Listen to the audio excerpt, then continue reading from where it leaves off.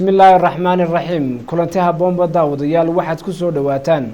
warkii telefishinka caalamiga ee badda cas oo idinka imanaya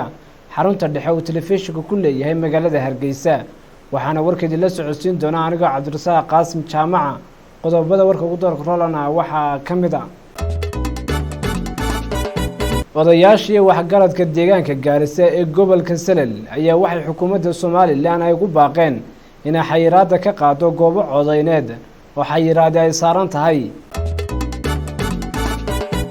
ururka hablaha aragga naafada ka Soomaaliland ayaa waxay deeq mucaawimo ay gaarsiiyeen haween iyo caruur iyagoo aragga naafo ka oo ku nool magaalada Burco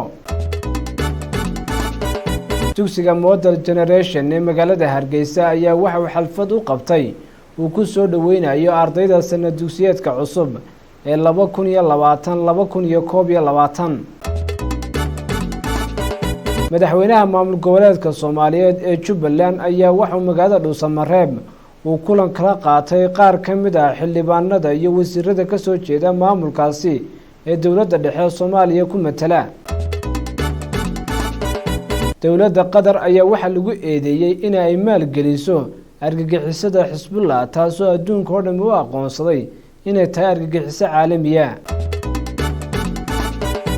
daawadayaal kuwaasi waa qaar ka mid ah qodobada warka ugu doorka rool leh imkana waxaad ku soo dhawaataan qodobadaasi iyo qodobo kale oo faahfaahsan